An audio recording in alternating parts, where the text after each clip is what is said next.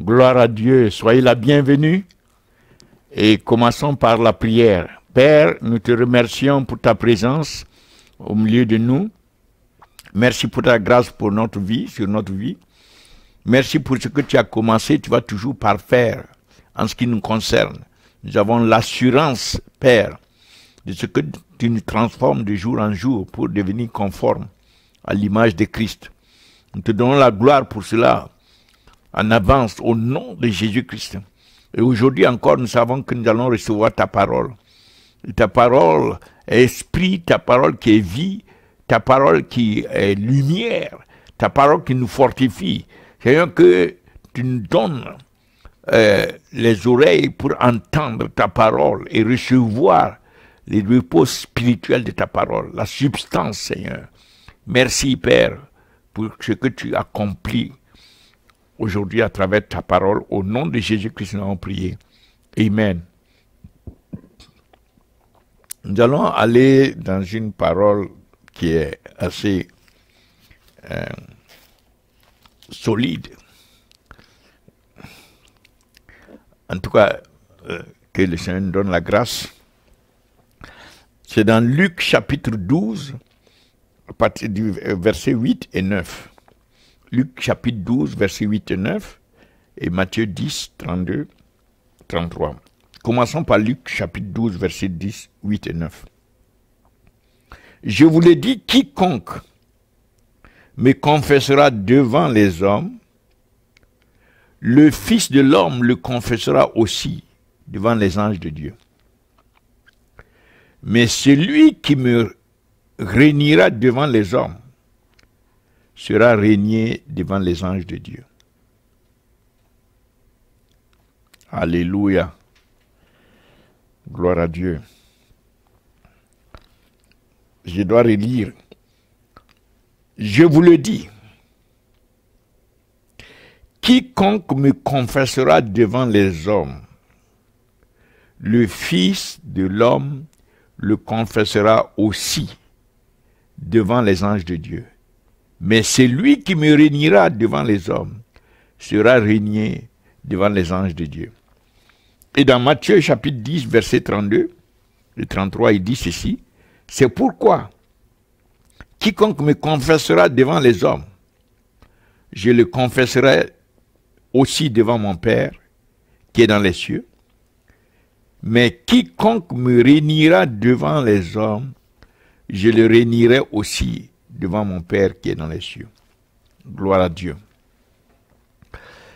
Le Seigneur ne va pas donner des avertissements comme ça, aussi tranchés, si ces situations n'étaient pas dans des cas possibles, les cas possibles dans l'avenir de son peuple, de ses enfants. Donc ce sont des avertissements qui doivent servir et qui doivent prévenir afin que nous ne tombions pas dans ce travers.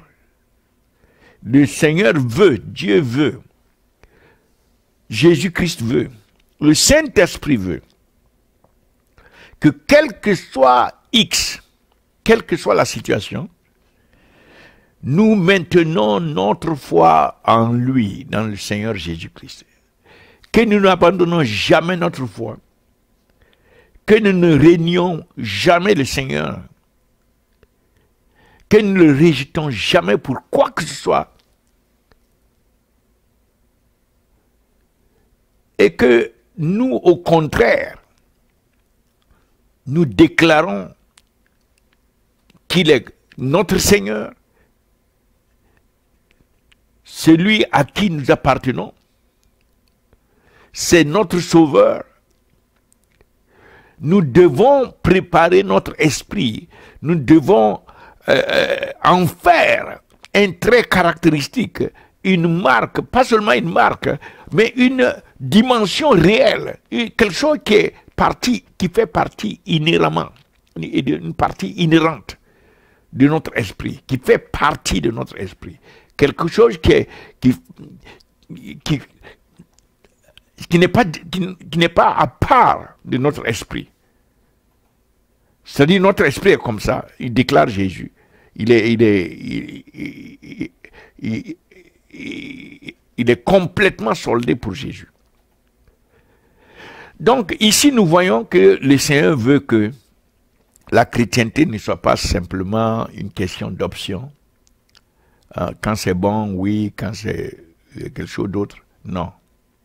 Ou que ce ne soit pas focalisé simplement sur ce que nous pouvons gagner de matériel sur la terre en étant chrétien et focaliser tous nos efforts et toute notre discipline spirituelle sur ça.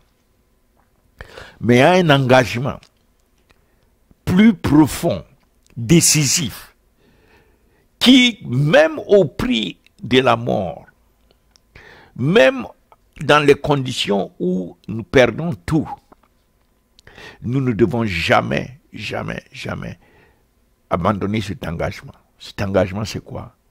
C'est de rester dans la foi en Christ. Garder notre foi en Christ, quel que soit X. C'est-à-dire, c'est un engagement à confesser, à croire et confesser Christ, quelle que soit la situation. Donc, c'est une sorte de militantisme. C'est décisif. Il faut que nous soyons complètement donnés d'avance, quel que soit X, à Christ. Alors, vous voyez même que dans Marc chapitre 8, versets 36 et 37, le Seigneur a insisté pour montrer que ce que la vie représente, la vie terrestre ici, là, représente, quelle est sa valeur par rapport à l'âme.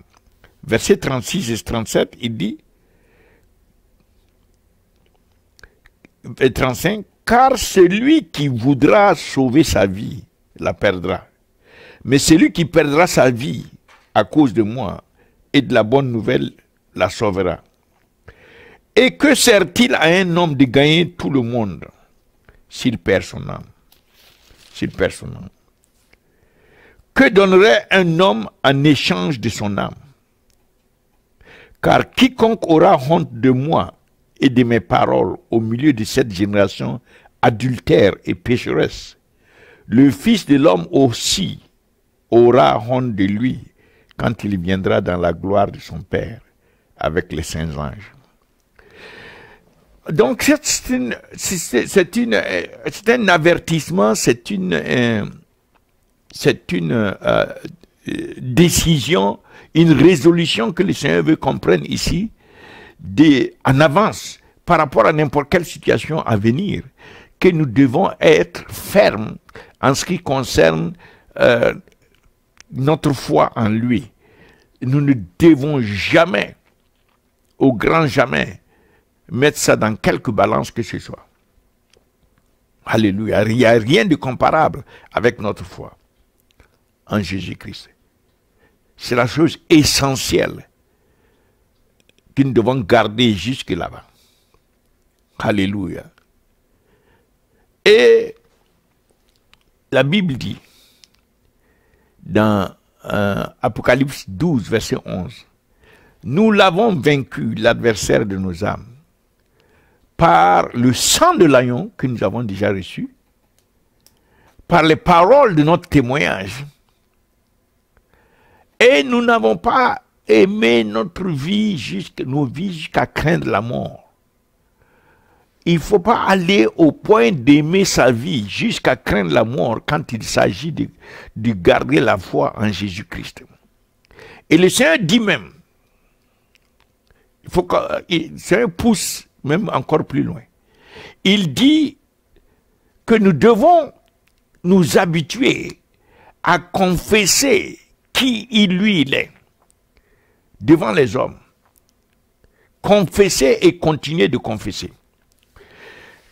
Je vais lire deux autres passages qui montrent combien il est essentiel de confesser Christ, de produire. Notre confession doit avoir un impact sur la vie des gens. Il dit ceci dans Jean 15, verset 16. Il dit, ce n'est pas vous qui m'avez choisi, mais moi, je vous ai choisi et je vous ai établi afin que vous alliez et que vous portiez du fruit et que votre fruit demeure, afin que ce que vous demanderez au Père en mon nom, il vous le donne. Donc, ce qu'on demande au Père au nom de Jésus, il nous le donne lorsque nous sommes fructueux. Donc, porter des fruits, ce n'est pas une option. Porter des fruits, ça doit être notre nature. La chrétienté sans fruits ne doit pas être concevable par nous. Nous ne devons pas concevoir une telle chrétienté. Notre chrétienté doit être une chrétienté fructueuse. Et encore au verset 7, il dit, si vous demeurez en moi et que mes paroles demeurent en vous, demandez ce que vous voudrez, et cela vous sera accordé. Si vous portez beaucoup de fruits, c'est ainsi que mon Père sera glorifié et que vous serez mes disciples.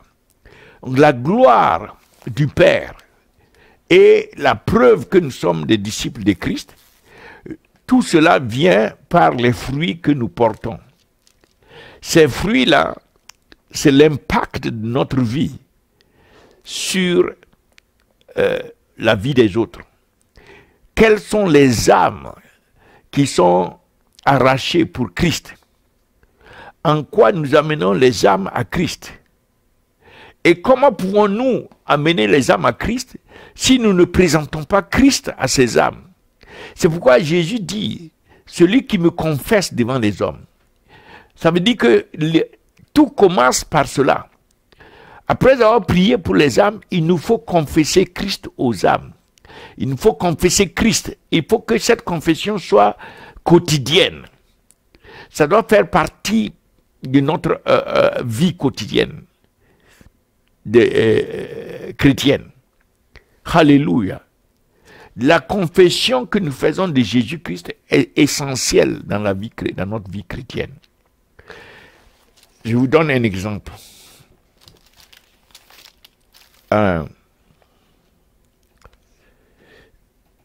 Pierre, l'apôtre Pierre, 3 fois de suite, Pierre a confessé qu'il ne le connaissait pas. 3 fois de suite. Jésus a dit,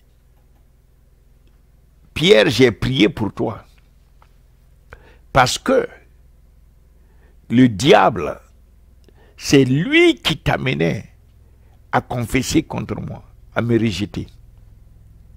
Mais Pierre, en ce moment, ne pouvait ça pas. Il ne savait pas que c'était le diable.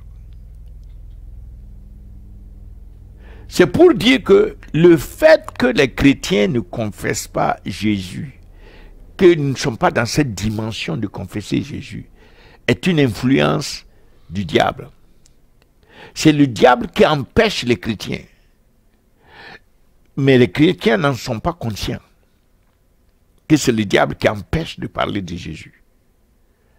Vous vous souvenez même après avoir, dans Actes chapitre 3, après avoir prié ou déclaré, et le paralytique s'est levé. Pierre a déclaré le nom du Seigneur. Le paralytique s'est levé. Donc, les Juifs se sont révoltés contre ce miracle à cause du fait que tout le monde commençait à aller après les apôtres. Donc, ils ont convoqué Pierre et Jean devant le Sanhédrin, le Parlement, et ils les ont menacés de ne pas continuer de parler de ce nom-là, de ne plus mentionner ce nom. C'était le diable qui était derrière le Sanhédrin et qui voulait empêcher les Pierre et Jean, les disciples d'une manière générale, de continuer de confesser Jésus-Christ. Qu'est-ce qu'ils ont dit? Ils ont dit, faut-il obéir à Dieu ou aux hommes? En tout cas, eux, ils se sont déterminés. Ils vont obéir à Dieu. C'est-à-dire qu'ils vont continuer de confesser et d'enseigner au nom de Jésus. Alors quand ils ont rejoint leur compagnie, leur groupe, ils ont prié pour pouvoir continuer de confesser Jésus-Christ encore plus. Ils ont prié pour plus de hardiesse. Que la main de l'Éternel les soutienne et agisse. Et permette qu'ils continuent de confesser Jésus-Christ. Regardez un peu cet esprit. Ça, c'est plus conforme à ce que Jésus-Christ est en train de dire ici. Il dit, celui qui me confesse devant les hommes. Nous devons être comme ces disciples-là. Nous devons être fermes. Confesser Jésus-Christ, ce n'est pas négociable avec le diable. Nous ne devons rien négocier avec lui. Nous devons imposer cela. Nous devons imposer, nous devons être avertis que le diable essaie d'étouffer la confession du Seigneur Jésus-Christ. La déclaration que Jésus est Seigneur. Il était d'étouffer les témoins de Jésus-Christ. Donc, conscient de cela, il nous faut être résolu, engagé pour déclarer, confesser Jésus-Christ. Surtout de plus en plus dans les conditions actuelles, où le monde entier est en train d'aller dans le chaos. Le monde entier a besoin de connaître Jésus-Christ, maintenant encore, même plus que jamais. Et c'est nous qui, étant encore ici, nous sommes ici pour pouvoir encore déclarer Jésus-Christ, confesser Jésus-Christ, faire connaître le monde, au monde qui est Jésus-Christ. C'est ça la raison d'être sur la terre ici. C'est de pouvoir encore apporter au monde les témoignages de Jésus-Christ afin que les âmes soient sauvées. Alors, les événements qui sont en train de venir, il ne faut pas que nous attendons dans ces événements afin de commencer à résister aux tentations de ne pas déclarer Jésus-Christ. Il faut commencer à résister dès maintenant en pratiquant chaque jour la confession de Christ, le témoignage de Christ. Il faut en faire une affaire consciente, quotidienne, d'aller témoigner de Jésus-Christ pour développer notre esprit dans ce sens, nous développer dans le témoignage de Christ, parler de Jésus-Christ à travers notre bouche, penser et agir, démontrer Jésus-Christ au monde. Nous devons prendre cette habitude-là, cette détermination, cette pratique doit faire partie de notre vie quotidienne. Ainsi, notre esprit va avoir de la musculature dans la confession de Jésus-Christ, va se développer, notre être intérieur va se fortifier de telle manière que le jour où on doit faire face à une situation plus difficile, nous sommes déjà préparés, fortifiés et hardis dans la déclaration de qui est Jésus-Christ. Nous ne devons pas reculer. Alléluia. Je vais donner simplement 4 points tirés des versets que nous avons lus.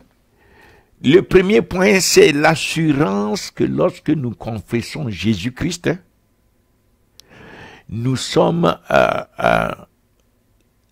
en train de nous approprier, de dire que Jésus-Christ, nous approprions, nous nous reconnaissons en lui, c'est lui notre sauveur, nous sommes en train de le confesser. Pendant que nous sommes en train de faire ça, ça veut dire que Jésus-Christ aussi est en train de faire de nous sa propriété. D'une certaine manière, Jésus-Christ est en train de... ce que nous sommes en train de faire nous qualifie pour certaines autres choses, en plus de notre salut. Il y a des honneurs, il y a des choses que Jésus, le Seigneur, imaginez-vous, devant le trône de Dieu, devant le Père, devant les saints anges, Jésus est en train de dire, oui, celui-là, il m'a confessé devant les hommes, et comme promis, je le confesse devant le trône du Père, je le confesse devant vous. Ça veut dire quoi? Ça veut dire que j'ai dit oui, effectivement, il a respecté mes souffrances pour lui. J'ai souffert pour lui, il a respecté, il a valorisé ça, etc. Ce qui entraîne certains honneurs, certaines joies ou bien certaines choses spéciales, de récompense extra. Mais secondement, deuxièmement, non seulement cela, le Seigneur va encore dire, non seulement moi j'ai souffert pour lui, et il a valorisé ça, mais en plus lui aussi, par ce qu'il a déclaré, par ses souffrances, tout le prix qu'il a payé, il a fait avancer mon témoignage sur la terre, il a fait avancer mon royaume sur la terre, il a eu un impact et ça a donné des fruits sur la terre. Donc, le Seigneur est en train de témoigner de nous, alléluia, de quel prix nous avons payé pour lui. Donc, non seulement il reconnaît que lui, il a payé un prix effectivement pour celui-là et qui a valorisé ce prix-là et qui a pris ça en conscience et qui a vraiment s'est donné pour ça. Mais en plus, le Seigneur reconnaît et fait, il explique cela ouvertement devant le trône de Dieu et devant les saints anges. Ce que nous avons fait pour lui, gloire à Dieu. Le prix que nous avons payé pour lui, les souffrances que nous avons eues pour lui, pour ses intérêts, pour le royaume, pour les âmes, il va témoigner pour nous. Alléluia, gloire à Dieu. N'est-ce pas merveilleux? Alléluia, gloire à Dieu. Et troisièmement, le troisième, c'est le fait que si, au contraire, nous allons dans le sens que l'apôtre Pierre avait pris, c'est-à-dire en régnant le Seigneur ou en le rejetant, si par malheur cela arrivait, je voudrais dire ça différemment. Troisièmement, nous devons nous préparer en fait à combattre pour maintenir le témoignage de Jésus-Christ. Combattre celui qui essaie de voler ce témoignage ou de l'étouffer en nous, c'est-à-dire le diable. Il faut qu'on se lève dans la guerre spirituelle, contre tous les efforts qu'il fait pour influencer afin de bloquer les témoignages de Jésus-Christ à travers nous. Ils ont essayé de faire ça avec Pierre et Jean, l'apôtre Pierre et l'apôtre Jean. On en a parlé.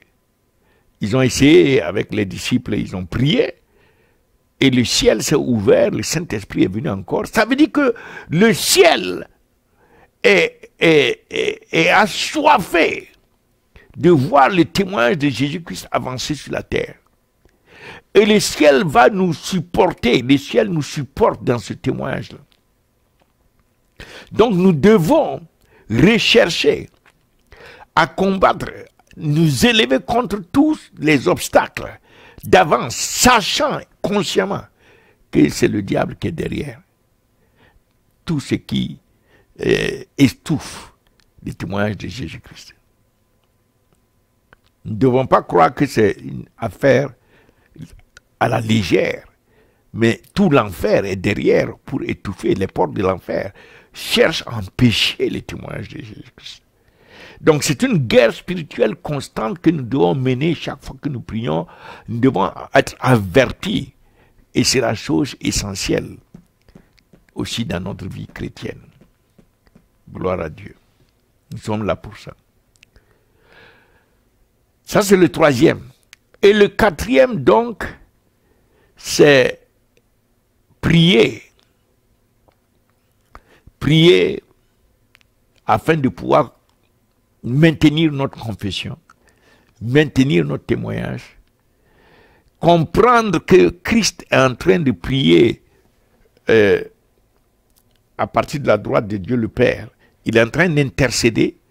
Et que comme il avait intercédé déjà pour Pierre, quand il était sur la terre, l'apôtre Pierre, Nous croyons que cette intercession de Christ aujourd'hui encore, nous croyons en la capacité de cette intercession de nous soutenir. Nous croyons qu'il nous soutient. Et donc, par l'Esprit de Dieu, nous aussi, nous rentrons dans cette intercession pour que le témoignage de Christ puisse être victorieux, puisse produire des fruits, afin que le Père soit glorifié, que nous devenions vraiment ses disciples et que les fruits demeurent, que les âmes, et que le contraire n'arrive pas, parce que, imaginez-vous, Christ en train de dire, je ne te connais pas, il ne veut pas s'approprier telle personne, il ne veut pas dire qu'il a versé son sang pour telle ou telle personne extra parce que la personne l'a renié, la personne ne l'a pas accepté, ne l'a pas acknowledge devant les hommes, comme le dit les Écritures, que cela n'arrive jamais, que la grâce de Dieu nous soutienne, que l'Esprit de Dieu qui est en nous et qui est plus fort que celui qui est dans le monde nous amène à avoir domination sur les portes de l'enfer. Que l'intercession de Christ nous supporte, nous soutienne et que nous-mêmes nous intercédons avec Christ dans cette même direction afin que nous puissions porter beaucoup de fruits. Beaucoup de fruits. La chrétienté sans fruits n'est pas imaginable. Nous ne pouvons pas imaginer une chrétienté sans fruits. Cela n'est pas autorisé dans la Bible. Alléluia. Nous sommes des chrétiens, ça veut dire nous portons des fruits pour Christ. Ça veut dire nous avançons et nous avançons le témoignage de Christ. Gloire à Dieu. Père, nous te remercions pour ta grâce qui est suffisante pour nous. Nous prions pour chaque personne, chaque chrétien, pour l'ensemble du corps du Christ, afin que tu nous accordes cette grâce qui va nous soutenir le témoignage de Jésus-Christ à travers nous. Que jamais nous n'ayons le témoignage bloqué en nous, mais que toujours le témoignage de Christ soit victorieux à travers nous. Et que le témoignage de Christ porte des fruits. Que nous n'ayons jamais honte du Seigneur Jésus-Christ. Qu'aucune circonstance, qu'elle vienne de l'enfer ou d'ailleurs, ne puisse jamais nous arrêter de témoigner de Jésus-Christ. Que nous ne renonçons jamais au Seigneur Jésus-Christ. Que nous valorisions le témoignage de Jésus-Christ plus que notre propre vie terrestre. Alléluia. Alléluia. Gloire à Jésus. Que par ton esprit, nous puissions vraiment arriver à impacter et porter des fruits à travers le témoignage de Christ. Que nous puissions comprendre que ceci constitue les choses de plus grand poids dans le monde spirituel. Le témoignage de Jésus-Christ, la gloire du Père, l'honneur de Christ, le disciple-là, le fait que nous suivons Christ, nous sommes réellement ses disciples, parce que nous portons des fruits, et que le témoignage de Christ est effectif à travers nous. Gloire à Dieu. Qu'il en soit ainsi pour toi, qu'il en soit ainsi pour chacun d'entre nous. Nous prions au nom de Jésus-Christ. Et nous recevons au nom de Jésus. Amen. Je voudrais maintenant prier pour ceux qui veulent donner leur vie au Seigneur Jésus-Christ. Vous dites seulement, Seigneur Jésus, je reconnais que je suis pécheur. Et je demande aujourd'hui pardon pour tous mes péchés. Et pardonne-moi et lave-moi par ton sang. Je crois dans mon cœur que Dieu t'a ressuscité de la mort. Tu es monté en gloire, tu vas revenir bientôt pour me chercher afin que là où tu es, j'y sois aussi. Alors aujourd'hui, je t'ouvre mon cœur, je t'invite à venir dans mon cœur et je te reçois comme mon Seigneur, mon Sauveur personnel. Je te soumets ma vie et merci de faire de moi un enfant de Dieu, un membre de la famille de Dieu, né de nouveau. À partir d'aujourd'hui, je vais te connaître et te suivre et te servir. Merci Seigneur Jésus-Christ. Amen. Alors nous voulons vous inviter à continuer de vous joindre à ce que l'Esprit est en train de faire. Le Saint-Esprit est en train de développer une montagne de prière avec des nations, une soixantaine de nations, 24 heures sur 24 de prière pour que Jésus-Christ soit révélé dans les nations. La présence de Dieu, les anges qui montent et descendent, la gloire de Dieu, le feu qui ne s'éteint jamais à l'autel de l'Éternel. Rejoignons-nous, venons, que le Saint-Esprit nous mobilise tous et que aucune barrière ne puisse nous limiter, aucune division. Merci Seigneur pour cette montagne de prière. Merci pour toutes les nations qui vont joindre. Au nom de Jésus-Christ, nous avons prié. Amen. Que le Seigneur vous bénisse, le Seigneur vous garde, le Seigneur fasse briller sa face sur vous, le Seigneur vous donne sa paix, vous fasse prospérer dans tous les aspects de votre vie. Shalom, au nom de Jésus-Christ. Amen, amen, amen. Gloire à Dieu jusqu'à ce que nous nous retrouvons encore la prochaine fois, Dr Moussa Touré.